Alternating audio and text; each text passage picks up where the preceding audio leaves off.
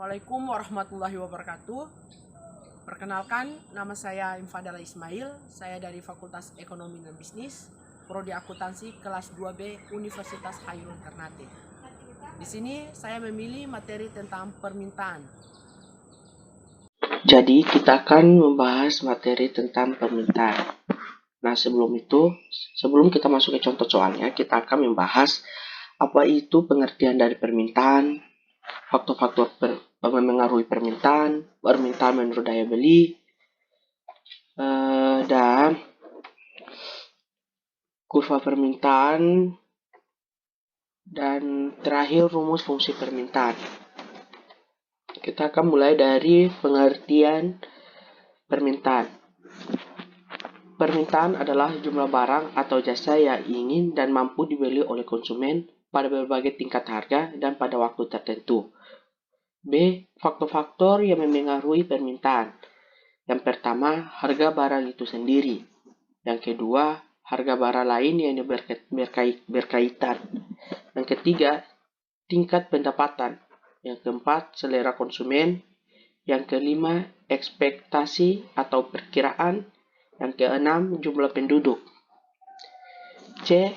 Permintaan menurut daya beli. Nah, permintaan menurut daya beli dibagi menjadi 3, yaitu permintaan efektif, permintaan potensial, dan permintaan absolut. Nah, sedangkan permintaan efektif adalah permintaan masyarakat terhadap suatu barang atau jasa yang disertai dengan daya beli atau kemampuan membayar seseorang konsumen membutuhkan barang maupun membayarnya. Yang kedua, B. Permintaan potensial. Pengertian permintaan potensial adalah permintaan masyarakat terhadap suatu barang atau jasa yang sebenarnya memiliki kemampuan untuk membeli, tetapi belum melakukan pembelian barang atau jasa tersebut. C. Permintaan absolut.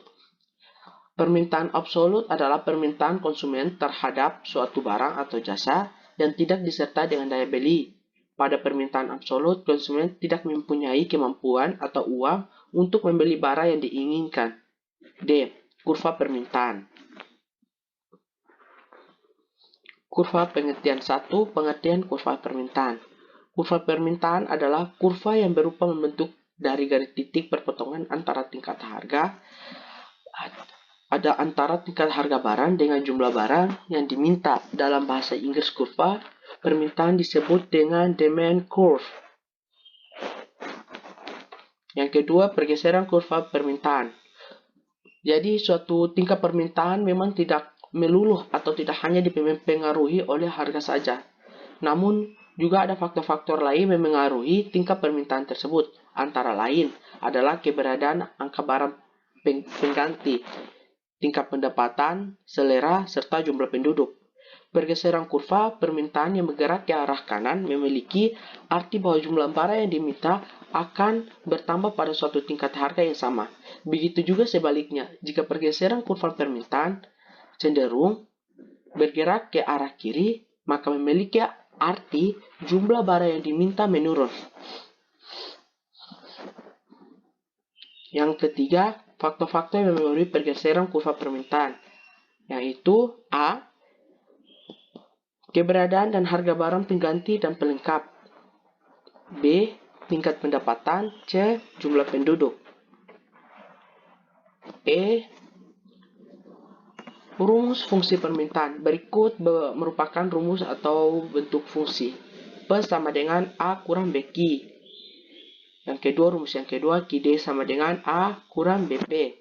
Nah, P adalah keterangannya yaitu harga barang per unit, sedangkan QD jumlah barang yang diminta, sedangkan A angka konstanta, dan B itu sendiri kemiringan atau slip atau gradient.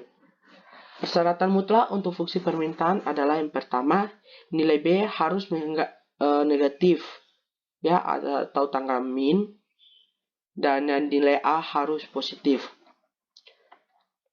Nah, ini adalah rumus dari fungsi permintaan, yaitu menghitung fungsi permintaan dengan menggunakan rumus P sama dengan P1 per P2 kurang P1 sama dengan Q kurang Q1 per Q2 kurang Q1.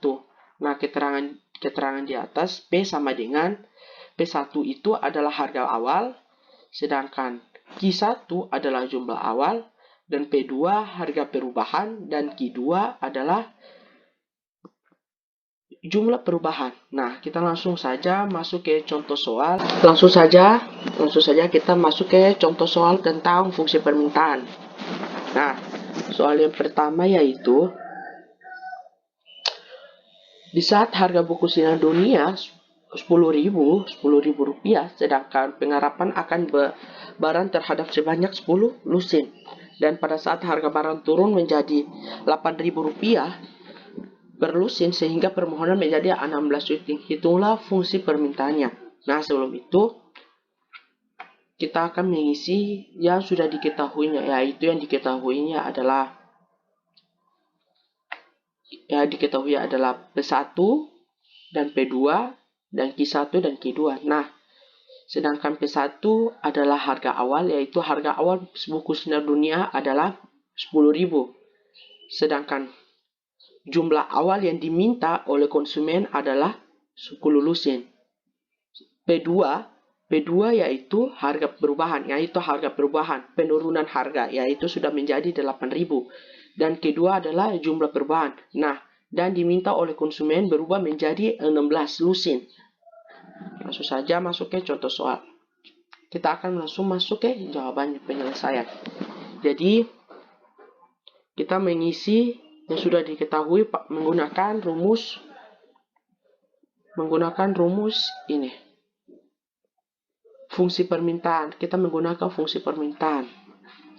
Jadi kita tinggal memasukkan nilai P. Kan di sini belum diketahui nilai P sama nilai Q. Jadi kita akan mencari nilai Q sama nilai P, baru kita mencari nilai QD. Oke, kita masukkan nilainya. Nah, kita masukkan. Cara pembuatannya tuh kayak gini. Oke, cara pembuatannya tuh kayak gini. Dan apabila sudah kita mendapatkan nilai P, kita akan menggunakan rumus ini. Kan ditanya QD, kita akan menggunakan rumus QD sama dengan A kurang BP. Kita akan menggunakan rumus ini. QD adalah jumlah barang yang diminta. Nah,